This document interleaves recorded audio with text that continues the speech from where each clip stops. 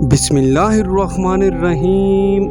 السلام علیکم ورحمۃ اللہ وبرکاتہ۔ شہنشاہ فارس نے اپنا ایک قاصد بھیجا اور حکم دیا کہ اس شخص کے حالات معلوم کر کے آؤ جس کے رعب سے بادشاہ بھی ڈرتے ہیں۔ جب شہنشاہ فارس کا قاصد مدینہ پہنچا تو لوگوں سے پوچھا کہ آپ کا بادشاہ کہاں ہے؟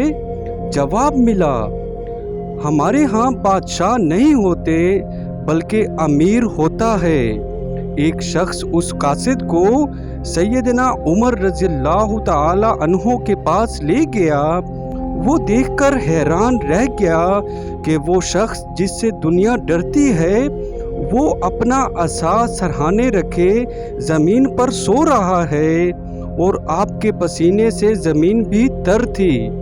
یہ دیکھ کر شہنشاہ فارس کا قاصد حیران رہ گیا کہ یہ ہے وہ شخص جس کے رعب سے پوری دنیا ڈرتی ہے۔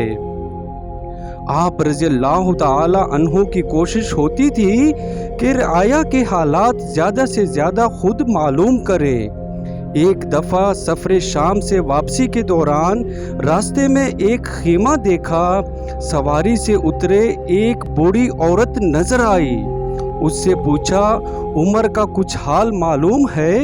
کہنے لگی، شام سے روانہ ہو چکا ہے مگر خدا اسے پوچھے، مجھے اس کی طرف سے آج تک ایک جبہ بھی نہیں ملا۔ آپ نے کہا، عمر کو اتنی دور کا حال کیسے معلوم ہو سکتا ہے؟ بولی، اگر عمر کو رعایا کے حالات معلوم نہیں تو خلافت کیوں کرتا ہے؟ اس جواب پر آپ پر رکت طاری ہو گئی اور رونے لگے۔ پھر اس عورت کو ضروریاتی زندگی کی اشیاء بہم پہنچائیں۔ ایک بار ایک قافلہ مدینہ منورہ آیا، شہر کے باہر پڑاؤ ڈالا۔ آپ رضی اللہ تعالی عنہ اس قافلے کی خبرگیری اور حفاظت کے لیے خود تشریف لے گئے۔ پہرا دیتے ہوئے ایک طرف سے رونے کی آواز آئی، دیکھا تو ایک شیر خوار بچہ ماں کی گود میں رو رہا ہے۔ وجہ دریافت کرنے پر بچے کی ماں نے بتایا کہ خلیفہ عمر رضی اللہ تعالی عنہ نے حکم دیا ہے کہ جب تک بچے دودھ نہ چھوڑ دیں اس وقت تک بیت المال سے ان کا وظیفہ مقرر نہیں ہوگا۔ میں نے اس غرض سے بچے کا دودھ چھڑوا دیا اور اب وہ دودھ کے لیے روتا ہے۔ آپ نے سنا تو کہنے لگے، ہائے عمر، تو نے کتنے بچوں کا حق مارا ہے۔ اسی دن سے منادی کرا دی کہ بچہ جس دن پیدا ہوا اسی دن سے اس کا وظیفہ مقرر کر دیا جائے۔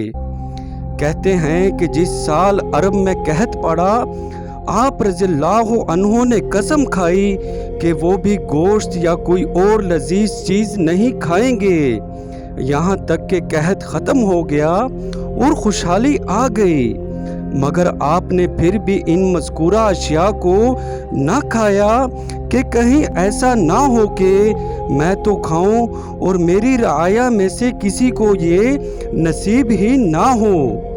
یہ وہ طرز حکومت تھا جس نے سیدنا عمر بن خطاب رضی اللہ تعالی عنہ کی خلافت کو آج بھی اس طرح زندہ رکھا ہوا ہے۔ آج بھی لوگ اچھی حکمرانی کے لیے ان کے دور خلافت کی مثالیں دیتے ہیں۔ سیدنا عمر رضی اللہ عنہ کے دور خلافت کی بے شمار مثالیں ایسی ہیں جو ہمارے حکمرانوں کے لیے مشعل راہ ہیں۔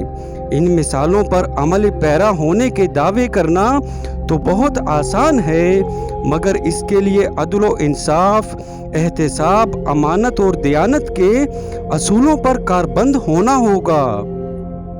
نظام حکومت چلانے کے لیے ایسے باکردار اور اہل لوگوں کو ساتھ ملانا ہوگا جن کے اندر منافقت نہ ہو، ملک و قوم اور دین اسلام کے لیے مخلص ہوں اور اپنی تمام تر صلاحیتوں کو خلوص نیت اور صدقے جذبات کے ساتھ قوم کی بہتری کے لیے بروئے کار لائیں۔ یہ تھی میری آج کی ویڈیو. امید کرتا ہوں کہ ویڈیو پسند آئی ہوگی. میرے چینل کو سبسکرائب کریں, ویڈیو کو لائک اور شیئر کریں. جزاک اللہ. اللہ حافظ.